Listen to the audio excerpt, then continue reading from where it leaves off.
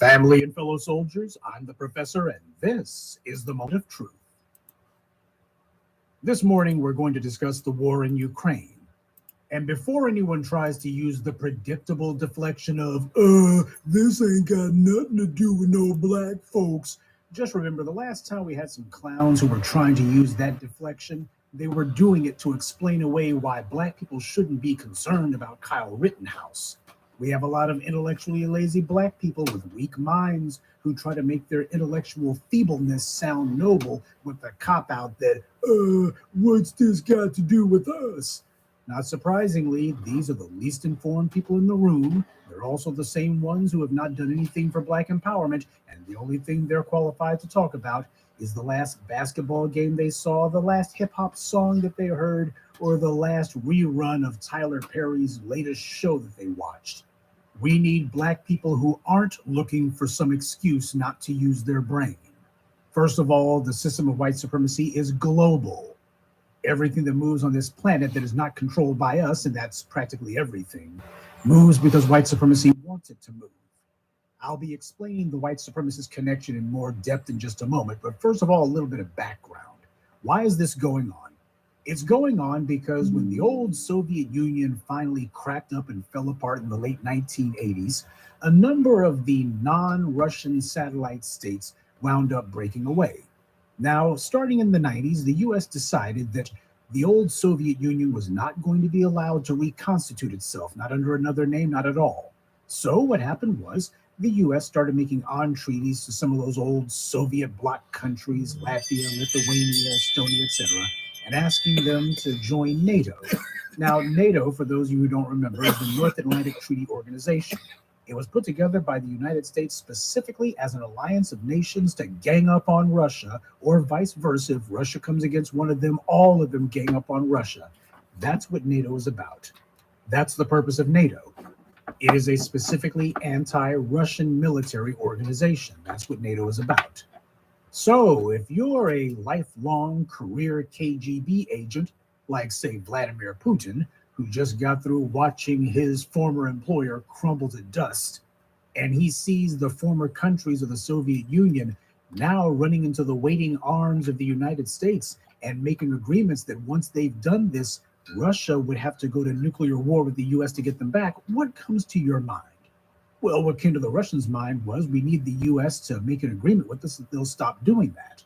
Well, you know how it is with these white supremacists. There's no honor among thieves. So the United States did, at least on paper, tell the Russians, sure, we're not going to be expanding NATO any further east. We just got one or two countries that signed up and we won't be signing up anymore. Well, you know how that one turned out. They just kept on signing countries up. It's kind of like Israel with the so-called settlements in the Gaza Strip and the West Bank. You guys keep building Israeli houses where the Palestinians' homes that you blew up used to be. Well, it just kind of worked out like that. That's how the United States has been treating the expansion of NATO, coming further and further east. Hell, half the countries in NATO joined after 1997. That's almost a decade after the Berlin Wall fell. And countries were still joining NATO as late as 2020. Now, officially, the position that Russia had was their big problem was that these countries could be used as staging grounds for operations by the US against Russia, which they know is ridiculous. The US military is not going to war with Russia. At least they're not going to be starting a war because everybody's got nukes now.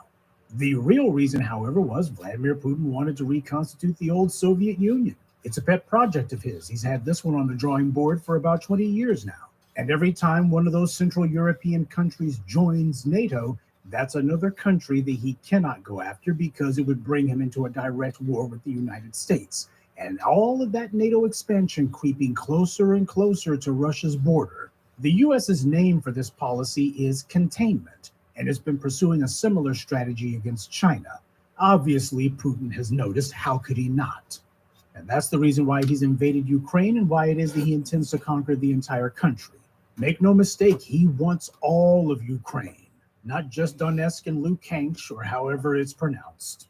He didn't just go after those two small provinces. He launched a simultaneous attack on all sides, especially from the north. This is the reason why his alliance with the dictator in Belarus was so important to him. Not only because Belarus is one of those former Soviet bloc countries that, at least as an ally of Russia, will not fall into the NATO column, but also because they're right on the border with Ukraine, and that means they are a convenient staging ground for an invasion of that country.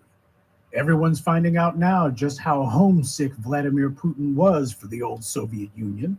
You probably heard how he's been quoted as having said that the greatest tragedy of the 20th century was the fall of the Soviet Union. Now, for a leader of Russia to say that is kind of ridiculous. Russia lost more lives than any other country in World War II. You could seriously say that a big part of the price tag for stopping the Third Reich was paid for in Russian deaths. When Stalin took over, untold millions of Russians died due to his farming program, which was actually just a mass starvation program. The two greatest single causes of loss of life for the Russians. And Vladimir Putin ignores both of those and says that those weren't the greatest tragedies of the 20th century. The greatest one was the end of the political system that was supposed to give me a pension. Now, the fact that he could say that tells you everything you need to know about him. And you know who he reminds me of with a line like that? These white supremacists here in the US, the ones you see waving the Confederate flag, who wax poetic about the old South and states' rights, etc., and who say that America ended in the mid-19th century. You know the types who I'm talking about. Whenever they give a timeline of when the US stopped being the United States, it always goes back to that period. These neo-Confederates mourn the end of the old South the way Vladimir Putin mourns the end of the Soviet Union. They both want to return to yesteryear, and for the exact same reasons. This is why Vladimir Putin is so loved and adored by the white right. These are the same chumps who were such anti-Russian, anti-communist, right? And here they are spending the better part of the last 10 years or so having a bromance with the arch-Russian communist. But for these white supremacists, race trumps political ideology. It's the most important thing to them. Capitalism, communism, democracy, autocracy, these words don't matter because all of those terms are fluid. It doesn't really matter who it is that you're speaking to. The only thing that is actually concrete and solid for them, unchangeable, immutable, is race, white power, white identity. Now, there's no way that you can change that. You can't alter that. You can't have it under another name either. And the fact these guys have done such a quick and total flip-flop on communism, from hating them to embracing them and making a hero out of one of them, that shouldn't surprise you. Not if you've been listening to the black media, it shouldn't. White supremacy believes in taking both sides of the conversation. Thank you, Neely Fuller. Today's conservative becomes tomorrow's liberal, and vice versa, if they think it will suit their interests. Cenk Uygur was a so-called conservative. He only switched to liberal because there were too many Rush Limbaugh wannabes when he was trying to get into the media, and Uygur couldn't find a radio station that would hire him. Joe Scarborough was a Republican congressman, part of Newt Gingrich's 1994 Republican Revolution, no less. Today, Scarborough has denounced the Republican Party and said that he's no longer a member of it. Dave Rubin was best buds with the Young Turks, but I guess they weren't paying him enough, so he decided to go right-wing. Steve Schmidt was a lifelong GOP strategist. He worked for John McCain. But when Trump came to power and made McCain a pariah, Steve Schmidt was on the outs too, so now he's a full-time critic of the Republicans. He was one of the founders of the so-called Lincoln Project. Donald Trump, putting his anti-black racism aside, Trump has always been left of center on things like LGBT issues, abortion. He was a typical New York Democrat most of his life. He even gave money to Hillary Clinton. But when Trump wanted to gain some real power and run for president, he knew that the field of Democrats was far too crowded for him to be able to break through. So he stayed quiet on issues like LGBT rights, and he played up the one thing that he and the Republicans had in common: being openly, blatantly anti-black racists. And yeah, the Democrats are just as bad, but their entire shtick, their entire con game is that they're not openly blatant about it. That's their game if you're simple enough to fall for it. And you notice how similar Donald Trump's little turn was to Cenk Uygur. You notice that. But I think the best example of white supremacists who switched sides for the sake of maintaining white power was in 1964, when LBJ signed the Civil Rights Act. Then all of those white Southern Democrats abandoned the Democratic Party overnight as a group. and they all suddenly became Republicans. The party of Lincoln was just fine with them now. But you see my point, the white supremacists are never so committed to a particular affiliation or title that they won't drop it in a heartbeat if it serves their thirst for power. It's interesting seeing all of these white media and white governmental types getting their noses bent out of joint about Putin. It's because they're seeing what it's like to have to deal with someone who's like themselves. This is what it's like for black people having to deal with them. Vladimir Putin is the geopolitical equivalent of what happens when you have white supremacists who think that no one can punish them. For real. And just like with all these white mass shooters, you got people who are saying, Putin's crazy, Putin's crazy. No. See, that's their little dodge that they have to use so that they can say, we're normal, there's nothing wrong with us. It might be over 20. The problem with Putin is not that he's crazy. He's not crazy at all. He's a regular, typical white supremacist. We see them all the time in this society. Tens of millions of them, which is why Putin is fully willing to raise the specter of a nuclear war and end the world just to snatch some real estate. Right. Because for these people, survival is not at the top of their list of priorities. Power is. If they can't have power over other people, then they'd rather not even be alive. They see their identity as being in charge, and they define their power in terms of who is beneath them, which is supposed to be everyone, especially black people. They are supreme. But supremacy cannot exist inside a vacuum. It requires someone lesser to compare itself to so that the supreme person can feel supreme. Like those old Confederates like Strom Thurmond and Jesse Helms, who said that if the white race is not in charge of America, then the U.S. should fall to dust, never to rise again. Or in many cases, if you have these white businesses who, if they think they're going to get bought out by a black person or a black person is going to be in charge, they'd rather let the business just go under. This is why so many of the white media and white government are worried. They know how Putin is because he's just like them. Putin is no different than your average garden variety white supremacist who is completely confident that no matter what he does, no one can punish him. We see all these white people going crazy about him acting out because they know he's interested in taking aim at their interests too. That's why they're opposed to him. Now, white supremacy's endless thirst for power resulted in them having the ability to blow the whole doggone planet up. So unfortunately, this is not one of those situations that we're going to be able to ignore. That's not to say we're taking sides. As Dr. John Henrik Clarke put it, this is an argument between two groups of thugs about which one of them is going to be in charge of us. Now, the most important question that's relevant to black people is, could this go all the way bad? Well, that depends largely on the Russian military. Vladimir Putin has had 20 years to pack the army with a bunch of stooges, flunkies, and yes men. Putin said that his big concern was he didn't want NATO being right up against the borders of Russia. Well, up until a couple of days ago, Ukraine was not a NATO nation, and the U.S. was not going to add them because they got too much corruption. There's certain guidelines and criteria that nations wanting to be part of NATO have to meet, and Ukraine was a long way from that.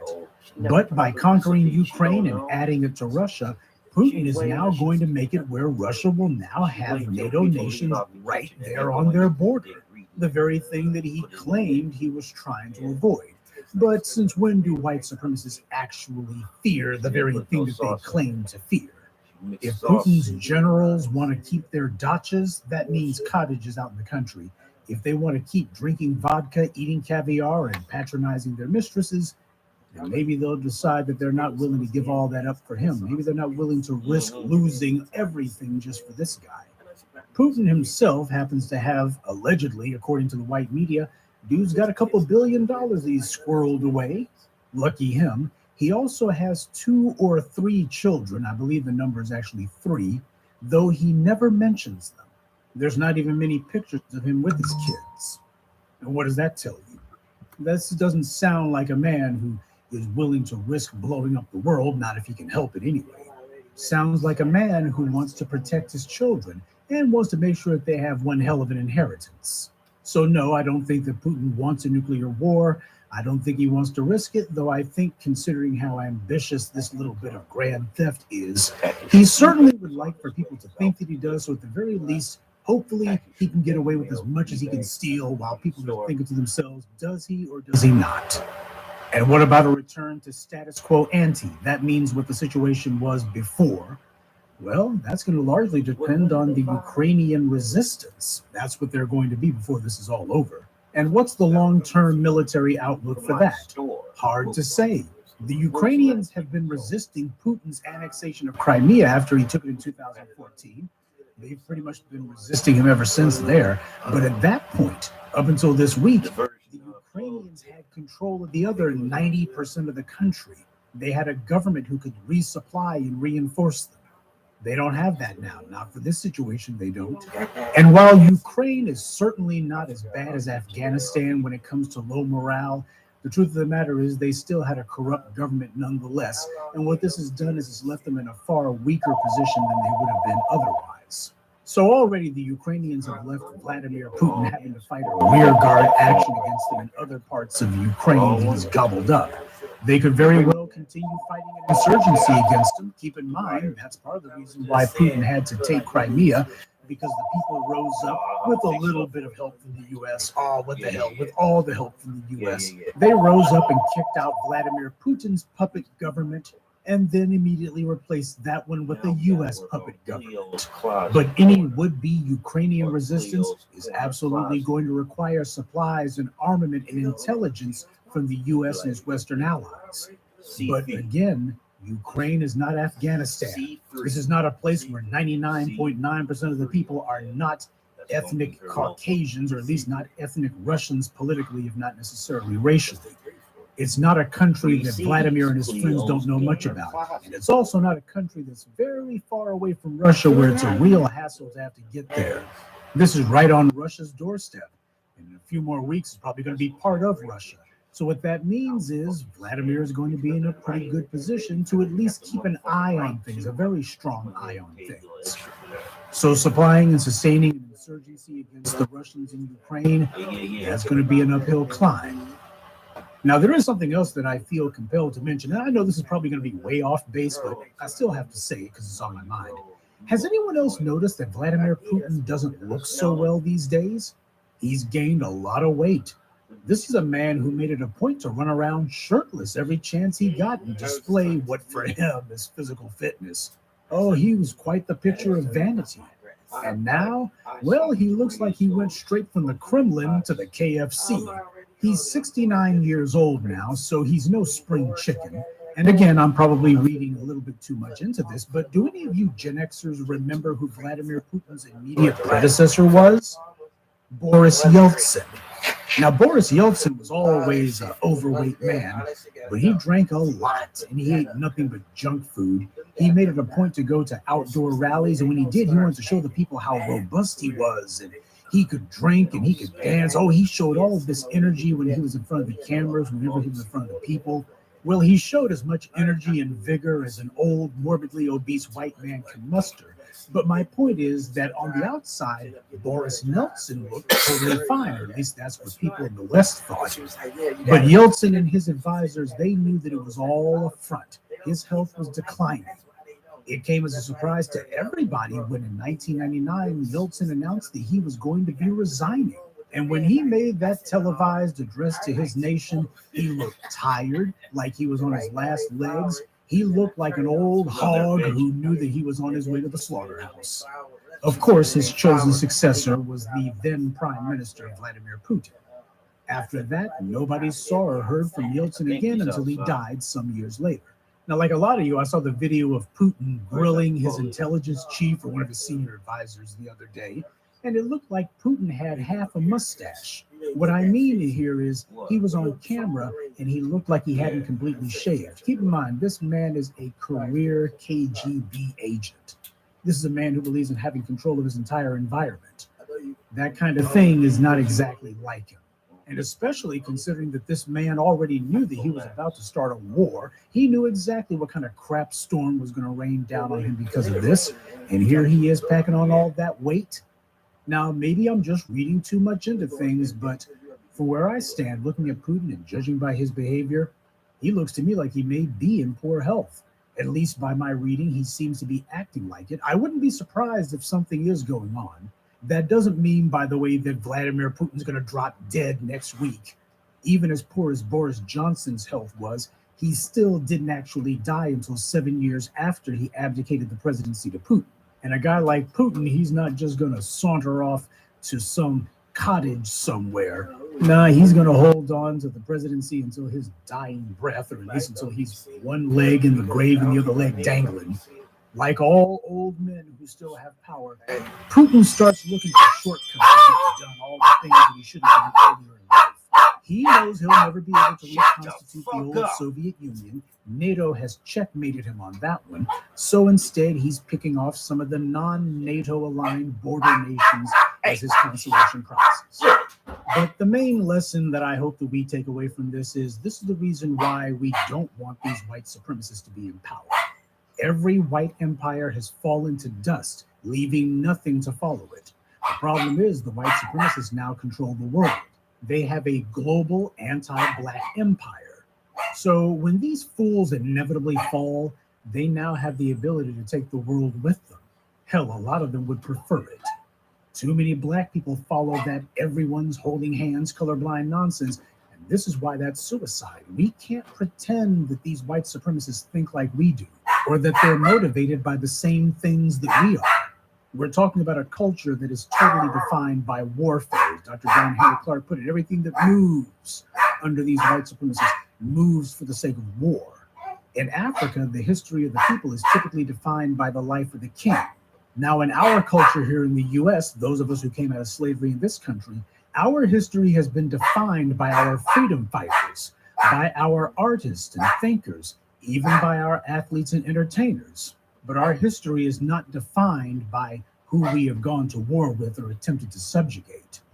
The history of Europe, on the other hand, is a history of war. If a king or a leader didn't fight a war, then they're completely and thoroughly ignored. When the European talks about doing something to ensure that they're remembered forever, you can bet whatever it is they got on their mind is going to be some act of ghastly violence. This is why we get all of these white mass shooters. Their main reason for doing it is because they want people to remember them. Unfortunately, we're not in a position to guide events, and that's really a shame, because even without the prospect of total global annihilation, as Black people, we should be able to shape the fate of the world that we live in. That's just called being a human being. But until we get our Black Empowerment Act together, we're going to be relegated to mere observers. This is not the kind of situation that you necessarily want to be just a passive witness to.